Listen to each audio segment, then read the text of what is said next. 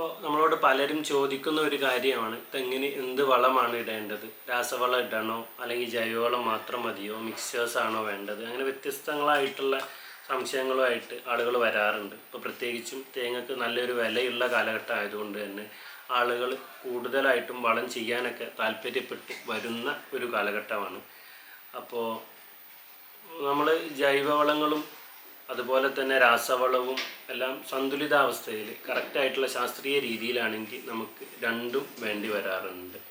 അപ്പോൾ പലരും നമ്മളെ വീടുകളിലൊക്കെ ചാണകപ്പൊടി, എല്ലുപൊടി, വേപ്പിൻ പിണ്ണാക്ക് ഇതുപോലെയുള്ള ജൈവവളങ്ങൾ മാത്രമാണ് ചെയ്തു വരാറുള്ളത്. അതും നമുക്ക് ആവശ്യമുണ്ട്. എന്നാൽ അതിൻ്റെ കൂടെ അത്യന്താപേക്ഷിതമാണ് നമ്മളുടെ രാസവളങ്ങൾ. രാസവളങ്ങളിൽ ഏറ്റവും പ്രധാനമായിട്ട് NPK മൂലകങ്ങളാണ് തെങ്ങിന് ഏറ്റവും അത്യാവശ്യം. നമ്മൾ പലതരത്തിലുള്ള ജൈവവളങ്ങൾ ഇടാറുണ്ടെങ്കിലും അതിലേറ്റവും വലിയ അപര്യാപ്തത എന്താണെന്ന് പറഞ്ഞാൽ പൊട്ടാഷിൻ്റെ കണ്ടൻറ്റ് നല്ലൊരു ശതമാനം നമ്മളുടെ ജൈവവളങ്ങളിലും തെങ്ങിന് വേണ്ട അത്ര അളവിൽ കിട്ടില്ല. അതുപോലെ തന്നെ നൈട്രജൻ്റെയും ഫോസ്ഫറസിൻ്റെയും ഒന്നും വേണ്ട തോതിലുള്ള അളവിൽ കിട്ടാൻ സാധ്യത കുറവാണ് ജൈവവളം ഇടുമ്പോൾ. എന്നാൽ രാസവളങ്ങൾ എന്ന് പറഞ്ഞാൽ ശാസ്ത്രീയമായിട്ട് ഉണ്ടാക്കിയിട്ടുള്ള മിക്സ്ചറുകളും അതുപോലെ തന്നെ ഇൻഡിവിജ്വൽ വളങ്ങളും കൂട്ടിച്ചേർത്തും ഇട്ടാൽ നമുക്ക് തെങ്ങിന് വേണ്ട കറക്റ്റ് പ്രൊപ്പോർഷനേറ്റ്ലി വളം ഇടാൻ കഴിയും. അതിൽ ഏറ്റവും തെങ്ങിന് അത്യാവശ്യമുള്ളത് NPK വളങ്ങളാണ്. നൈട്രജന്, ഫോസ്ഫറസ്, പൊട്ടാഷ്. ഈ മൂലകങ്ങൾ തെങ്ങിന് ഏറ്റവും അത്യന്താപേക്ഷിതമാണ്. നൈട്രജനാണ് തെങ്ങിൻ്റെ വളർച്ചയ്ക്കും അതിൻ്റെ എല്ലാം വളർച്ചയുടെ കാലഘട്ടത്തിൽ ഏറ്റവും നല്ല രീതിയിൽ സഹായിക്കുന്നത്. അതുപോലെ ഫോസ്ഫറസിൻ്റെ കണ്ടൻ്റാണ് ഇതിൻ്റെ വേരിൻ്റെ വളർച്ച. ഈ വേരാണ് മണ്ണിൽ നിന്ന് മറ്റുള്ള മൂലകങ്ങളെയും വെള്ളത്തെയൊക്കെ കൃത്യമായിട്ട് ആഗിരണം ചെയ്തിട്ട് തെങ്ങിന് എത്തിച്ചു കൊടുക്കുന്നത്. അപ്പോൾ അതിൻ്റെ വളർച്ചയെ സഹായിക്കുന്നത് ഫോസ്ഫറസാണ്. അതുപോലെ പൊട്ടാഷ് ഏറ്റവും അത്യാവശ്യമായിട്ടുള്ള ഒരു കോമ്പൗണ്ടാണ്. ഇതാണ് തെങ്ങിന് രോഗപ്രതിരോധ ശേഷി, അതുപോലെ വരൾച്ച പ്രതിരോധ ശേഷി, അതുപോലെ ഉൽപ്പാദനക്ഷമത തുടങ്ങിയ കാര്യങ്ങളിലൊക്കെ തെങ്ങിന് ഏറ്റവും ആവശ്യമുള്ള, അഥവാ നമ്മളെ തേങ്ങ ആയി വരുന്ന ഘട്ടത്തിൽ ഏറ്റവും അത്യാവശ്യമുള്ള ഒരു മൂലകമാണ് പൊട്ടാഷ്. അപ്പോൾ ഈ 3 മൂലകങ്ങളും കൃത്യമായ അളവിൽ കിട്ടിയാൽ മാത്രമേ ഒരു തെങ്ങിന് കറക്റ്റായിട്ടുള്ള വിളവ് കിട്ടുകയുള്ളൂ. അപ്പോൾ നമ്മൾ കറക്റ്റായിട്ട് പറയുമ്പോൾ ഒരു തെങ്ങിന് പല രീതിയിൽ വളം ചെയ്യാം. ഓരോ മാസത്തിലായിട്ട് വേണമെങ്കിൽ ആ രീതിയിൽ ചെയ്യാം. ഏറ്റവും നല്ല രീതിയിൽ ആളുകൾ ചെയ്യാറുള്ളത് 2 ഘട്ടങ്ങളിലായിട്ടാണ്. ഒന്ന് മെയ് ജൂൺ മാസങ്ങളിലും മറ്റൊന്ന് സെപ്റ്റംബർ ഒക്ടോബർ മാസങ്ങളിലും. ഇപ്പോൾ നമ്മൾ ഏകദേശം തുലാമഴയുടെ ഈ ഒരു കാലഘട്ടമാണ്, അഥവാ സെപ്റ്റംബർ ഒക്ടോബർ ആ ഒരു പീരീഡ്. അതുപോലെ മെയ് ജൂൺ മാസങ്ങളിലും ആണ്. ഇങ്ങനെ 2 ഘട്ടങ്ങളിലായിട്ടാണ് വളം ഇടാൻ പറയുന്നത്. അതിൽ തന്നെ കൃത്യമായിട്ട് പറയുമ്പോൾ ജൈവവളം നമ്മൾ ഇടാൻ പറയുന്നത് മെയ് ജൂൺ മാസങ്ങളിൽ ജൈവവളം ഇടാൻ പറയുന്നത് ഒരു തെങ്ങിന് മിനിമം 25 കിലോയെങ്കിലും വേണം. അതും നമ്മളുടെ തെങ്ങിൻ്റെ വിളവിനനുസരിച്ചാണ്. ശരാശരി ഒരു 80 തേങ്ങയിൽ കൂടുതൽ തരുന്ന തെങ്ങാണെങ്കിൽ അതിന് ജൈവവളം 25 കിലോയിലും കൂടുതൽ, ഏകദേശം 50 കിലോ വരെ ഇടാം. 80 തേങ്ങയിലും കുറവാണ് ലഭിക്കുന്നത് എന്നുണ്ടെങ്കിൽ ഏകദേശം 25 കിലോ വരെ ആ ജൈവവളം ഇടാം. ഈ ജൈവവളത്തിൽ പ്രധാനമായിട്ടും പറയുന്നത് അഴുകിപ്പൊടിഞ്ഞ ചാണകമാണ്, പച്ചച്ചാണകമല്ല. ഉണങ്ങി അഴുകിപ്പൊടിഞ്ഞ ചാണകം, അതുപോലെ വേപ്പിൻ പിണ്ണാക്ക്, എല്ലുപൊടി, മറ്റു പച്ചില വളങ്ങളൊക്കെയാണ് നമ്മൾ ജൈവ വളത്തിൽ ഏറ്റവും വേണ്ടി ശുപാർശ ചെയ്യുന്നത്. അതുപോലെ ഈ മറ്റൊന്ന് ഈ നമ്മൾ റെക്കമെൻഡ് ചെയ്യപ്പെട്ട രാസവളം അല്ലെങ്കിൽ മിക്സേഴ്സിൻ്റെ 3/1 മെയ് ജൂൺ മാസത്തിലും അതുപോലെ 2/3 ഭാഗം സെപ്റ്റംബർ ഒക്ടോബർ മാസത്തിലുമാണ് നമ്മൾ ഇടാൻ വേണ്ടി ശുപാർശ ചെയ്യുന്നത്. അപ്പോൾ എപ്പോഴും വളം ഇടാൻ വേണ്ടി ശ്രദ്ധിക്കുമ്പോൾ ആദ്യം ശ്രദ്ധിക്കേണ്ട കാര്യം മണ്ണിൽ കുമ്മായം ചേർക്കണം. ഏറ്റവും അത്യന്താപേക്ഷിതമായിട്ടുള്ള കാര്യമാണ്. നമ്മളെ മണ്ണിൻ്റെ pH റെഡിയായാൽ മാത്രമേ കൃത്യമായ തോതിൽ വേരിന് ഈ പറയുന്ന നമ്മൾ കൊടുക്കുന്ന വളങ്ങളെ വലിച്ചെടുത്ത് ആഗിരണം ചെയ്ത് അത് ഉപയോഗപ്പെടുത്താൻ സാധിക്കുള്ളൂ. അപ്പോൾ നമ്മൾ ഏത് തവണയും വളം ചെയ്യുന്നതിൻ്റെ മുമ്പ് ആദ്യം ചെയ്യേണ്ടത് കുമ്മായമാണ്.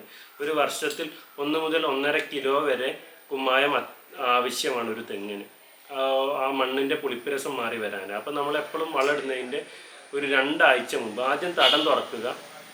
ഒരു 2 അടിയിലെങ്കിലും കൂടുതൽ വ്യാസത്തിൽ നമ്മൾ തടം തുറക്കുക.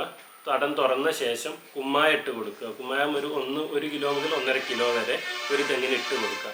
ശേഷം ഒരു 15 ദിവസമെങ്കിലും വെയിറ്റ് ചെയ്യണം. പല ആളുകളും നമ്മളിതൊക്കെ പറഞ്ഞു കൊടുത്താലും ആളുകൾ ചിലപ്പം ജോലി ഭാരം കുറക്കാൻ വേണ്ടിയിട്ട് ഒരുമിച്ച് കുമ്മായവും അതിൻ്റെ കൂടെ രാസവളവും ജൈവവളവും എല്ലാം മിക്സ് ചെയ്തിരുന്നത്. അപ്പോൾ നമുക്ക് വേണ്ട അത്ര ഫലപ്രാപ്തി കിട്ടാറില്ല. അപ്പോൾ നമ്മൾ ഈ കുമ്മായം ഇടുന്നതിൻ്റെ ഉദ്ദേശം മനസ്സിലാക്കിയാൽ മാത്രമേ നമുക്കത് മനസ്സിലാവും. കാരണം കുമ്മായം ഇട്ട് കഴിഞ്ഞ് ഇത് മണ്ണുമായിട്ട് റിയാക്ട് ചെയ്ത്, നമ്മൾ നോർമൽ മണ്ണിൻ്റെ pH എന്ന് പറഞ്ഞാൽ ശക്തമായ മഴ ഉള്ളത് കൊണ്ട് തന്നെ 4-5 തോതിലൊക്കെ ആയിരിക്കും. അപ്പോൾ നമ്മൾ ഈ കുമ്മായം ഇട്ട് കഴിഞ്ഞാൽ ഈ കുമ്മായം നമ്മുടെ മണ്ണുമായിട്ട് റിയാക്ട് ചെയ്തിട്ട് അതിൻ്റെ pH ഒരു 6.5 to 7 ഒക്കെ ഇടയിലിട്ട് എത്തും. ആ എത്തിയ ശേഷമാണ് നമ്മൾ വളം കൊടുക്കുന്നതെങ്കിൽ നമ്മൾ കൊടുക്കുന്നതിൻ്റെ നല്ലൊരു ശതമാനവും തെങ്ങിന് വലിച്ചെടുക്കാൻ പറ്റും. അപ്പം വെറുതെ വേസ്റ്റ് ആക്കുന്നത് ഒഴിവാക്കാൻ നമുക്ക് പറ്റും. അപ്പോൾ ആദ്യം കുമ്മായം കൊടുക്കുക, ശേഷം മെയ് ജൂൺ മാസങ്ങളിലാണെങ്കിൽ ജൈവ വളം ഇട്ട് കൊടുക്കുക. അതും കഴിഞ്ഞൊരു ഗ്യാപ്പ് ഇട്ട ശേഷം നമ്മൾ റെക്കമെൻഡ് ചെയ്യപ്പെടുന്ന രാസവളത്തിൻ്റെ 1/3 ഭാഗവും ഇട്ട് കൊടുക്കാം. ശേഷം പിന്നെ നമുക്ക് വേണ്ടത് ഈ സെപ്റ്റംബർ ഒക്ടോബർ മാസങ്ങളിലാണ് രാസവളം. അത് 2/3 ആദ്യം കുമ്മായം ഇടുക, ശേഷം 2/3 രാസവളവും ഇട്ട് കൊടുക്കാം. അപ്പോൾ ഈ രാസവളം ഏത് തോതിലാണ് വേണ്ടത് എന്നുള്ളതിൻ്റെ കറക്റ്റായിട്ട് നോക്കുകയാണെങ്കിൽ നമുക്ക് 2 രീതിയിൽ രാസവളങ്ങൾ ഇടാം. നമുക്കിപ്പോൾ നൈട്രജൻ ആണ് യൂറിയ എന്ന് പറയുന്നത്, ഫോസ്ഫറസ് ആണ് രാജ്ഫോസ്, അതുപോലെ പൊട്ടാഷാണ് നമുക്ക് MOP എന്ന് പറയുന്ന രീതിയിൽ കിട്ടുന്നത്, പൊട്ടാഷ്യം ഉണ്ട്. അപ്പോൾ ഈ വളങ്ങൾ നമുക്ക് ഓരോന്നും ഇൻഡിവിജ്വലി വാങ്ങിയിട്ട് മിക്സ് ചെയ്ത് നമുക്ക് ഇട്ട് കൊടുക്കാം. അല്ലെങ്കിൽ 10, 5, 20 പോലെയുള്ള മിക്സേഴ്സ് കിട്ടും, അതും വാങ്ങിയിട്ട്. അത് വാങ്ങുമ്പോൾ നമുക്ക് പണി കുറച്ച് കുറയും, കാരണം നമ്മളിത് വാങ്ങി മിക്സ് ചെയ്തുണ്ടാക്കേണ്ട, പക്ഷേ ചിലവ് കുറച്ച് കൂടാൻ കാരണമാണ്. ഇപ്പോൾ ഒരു 10ൽ കുറവ് തെങ്ങൊക്കെ ഉള്ള ആളുകളാണെങ്കിൽ ഈ മിക്സേഴ്സ് വാങ്ങിയിടുന്നതായിരിക്കും അവർക്ക് ഇത്. ഇനി കൂടുതൽ തേങ്ങുള്ള ആളുകളാണെങ്കിൽ യൂറിയയും രാജ്ഫോസും പൊട്ടാഷ്യം വാങ്ങി നമ്മൾ പറഞ്ഞ ഒരു തെങ്ങിന് ഏകദേശം ഒരു 750 gram urea, 850 gram Rajphos, 1/100 potassium, ഈ ഒരു തോതിലാണ് ഒരു തെങ്ങിന് വേണ്ടത്. അതിൻ്റെ 1/3 നമ്മൾ ഈ പറയുന്ന മെയ് ജൂൺ മാസങ്ങളിലാണ് ഇടേണ്ടത്. അഥവാ ഏകദേശം ഒരു 250 ഗ്രാം യൂറിയ, അതേപോലെ തന്നെ ഒരു 300 ഗ്രാമോളം രാജ്ഫോസ്, ബാക്കി ഒരു 400 ഗ്രാമോളം ഈ പറയുന്ന പൊട്ടാഷ്യം, ആ രീതിയിൽ ആ സമയത്ത് ഇട്ട് കൊടുക്കും. ബാക്കി 2/3 ഭാഗം ഇട്ട് കൊടുക്കേണ്ടത് സെപ്റ്റംബർ ഒക്ടോബർ മാസങ്ങളിലാണ്. അഥവാ ഈ സമയം തുലാം മഴയുടെ സമയത്താണ്. എന്നാൽ അതിശക്തമായിട്ടുള്ള മഴ ആയിരിക്കില്ല, എന്നാൽ നമുക്ക് ഏറ്റവും അനുയോജ്യമായിട്ട് രാസവളം ഇടാൻ പറ്റിയ ഒരു സമയമാണ് ഈ സെപ്റ്റംബർ ഒക്ടോബർ എന്ന് പറയുന്നത്.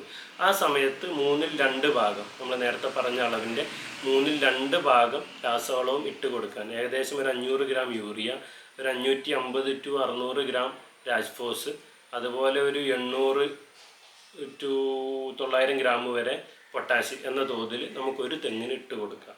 ഇനി ഇതെല്ലാം നമ്മൾ 10, 5, 20 എന്ന് പറയുന്ന മിക്സ്ചറാണ് തെങ്ങിന് ഏറ്റവും കൂടുതലായിട്ട് ഉപയോഗിക്കാൻ അനുയോജ്യമായിട്ടുള്ളത്. അതിട്ട് കൊടുക്കുകയാണെങ്കിൽ നമ്മൾ ഈ മെയ് ജൂൺ സമയത്ത് 1 കിലോ എന്ന തോതിലും 2 കിലോ ഈ പറയപ്പെടുന്ന സെപ്റ്റംബർ ഒക്ടോബർ എന്നീ ഈ മാസങ്ങളിലെ സമയത്തും ഇട്ട് കൊടുക്കുന്നതാണ് ഏറ്റവും അനുയോജ്യമായിട്ടുള്ള കാര്യം. അപ്പോൾ തെങ്ങിനെപ്പോഴും ആ പ്രപ്പോഷൻ പറയുന്നത് യൂറിയയുടെ പകുതി രാജ്ഫോസ്, യൂറിയയുടെ ഇരട്ടി പൊട്ടാഷ്യം, അഥവാ 2:1:4 എന്നുള്ള പ്രപ്പോസലിലാണ് നമ്മൾ വളം പ്രയോഗിക്കേണ്ടത് തെങ്ങിന്. അപ്പോൾ ഇതാണ് രാസവളങ്ങളുടെ കാര്യത്തിൽ കൃത്യമായിട്ട് നമ്മൾ ഒരു തെങ്ങിന് കൊടുക്കേണ്ട അളവ് എന്ന് പറയുന്നത്. ഇനി ഇതിൻ്റെ കൂടെ നമ്മൾ ആവശ്യമായിട്ട് വരുന്ന മറ്റു കാര്യങ്ങളാണ് സൂക്ഷ്മ മൂലക വളങ്ങൾ, ദ്വിതീയ മൂലക വളങ്ങളും സൂക്ഷ്മ മൂലക വളങ്ങളും. അപ്പോൾ അതിലേറ്റവും നമ്മളെ തെങ്ങിനൊക്കെ മഞ്ഞളിപ്പൊക്കെ കാണാറുണ്ട്, തെങ്ങിൻ്റെ പട്ട. അത് മിക്കവാറും നമ്മൾ ഈ മെഗ്നീഷ്യത്തിൻ്റെ ഒക്കെ കുറവ് കാരണമാണ്. അപ്പം നമ്മൾ ഈ രാസവളം ഇട്ട് കൊടുക്കുന്നതിൻ്റെ കൂടെ തന്നെ ഒരു 500 ഗ്രാം മെഗ്നീഷ്യം സൾഫേറ്റ് കൂടി ഇട്ട് കൊടുത്താൽ ആ ഒരു പ്രശ്നം കൂടി പരിഹരിക്കാം. കാരണം നമ്മുടെ നാട്ടിലെ മഴ അതിശക്തമായതുകൊണ്ട് തന്നെ ഈ മഴവെള്ളത്തിലൂടെ കൂടുതലായിട്ടും നമ്മൾ ഈ മെഗ്നീഷ്യം, കാൽഷ്യം, അതുപോലെ പൊട്ടാഷ്യം പോലെയുള്ള മൂലകങ്ങളൊക്കെ പെട്ടെന്ന് വെള്ളത്തിൽ ലയിച്ച് ഒലിച്ചു പോകാറുണ്ട്. അപ്പോൾ ഇത് കുറവ് വരാറുണ്ട് എപ്പോഴും. അതുകൊണ്ട് ഈ മെഗ്നീഷ്യം ഇട്ട് കൊടുക്കുക. പിന്നെ അതുപോലെ നമ്മൾ നേരിടുന്ന ഒരു പ്രധാന പ്രശ്നമാണ് ഈ മൊച്ചിങ്ങ കൊഴിച്ചിൽ, കൃത്യമായിട്ട് തേങ്ങ പിടിക്കാതിരിക്കുക, അത്തരത്തിലുള്ള അതിന് പല കാരണങ്ങളുണ്ട്. അതിലേറ്റവും മുഖ്യ കാരണം ബോറോണിൻ്റെ അഭാവമാണ്. അപ്പോൾ ഈ ബോറോൺ വളം കൃത്യമായ ഓരോ 3 മാസങ്ങളിലും ഒരു 40 ഗ്രാം എന്ന രീതിയിൽ ബൊറാക്സ് എന്ന വളം വാങ്ങാൻ കിട്ടും.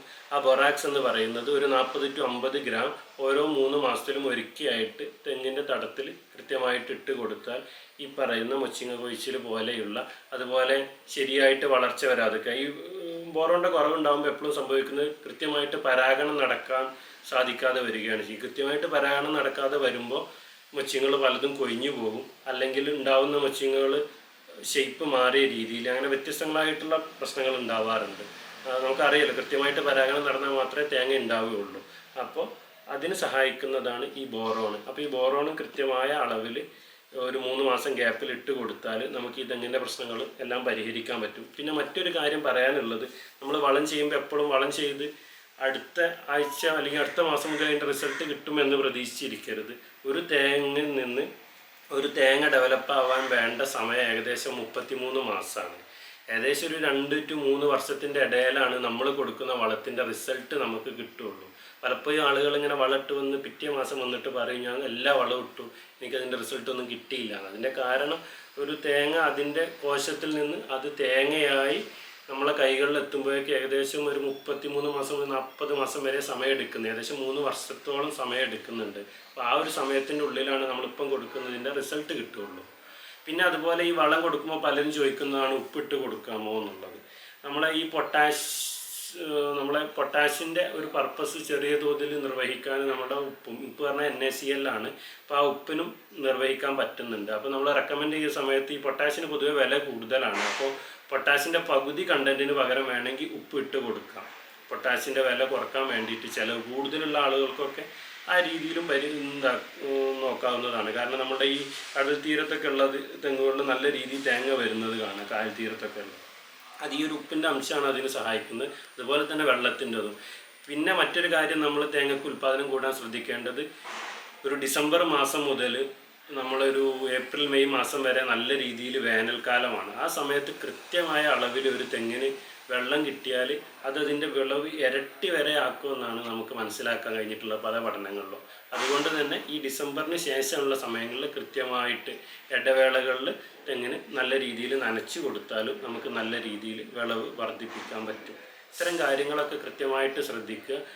മറ്റു രോഗകീടബാധകളൊക്കെ ഉണ്ടെങ്കിൽ കൃഷിഭവനുമായിട്ട് ബന്ധപ്പെടാം, അല്ലെങ്കിൽ കൃഷി ഉദ്യോഗസ്ഥരുമായിട്ടൊക്കെ ബന്ധപ്പെട്ടാൽ അതിന് കൃത്യമായിട്ടുള്ള മറുപടികൾ കിട്ടുന്നതാണ്.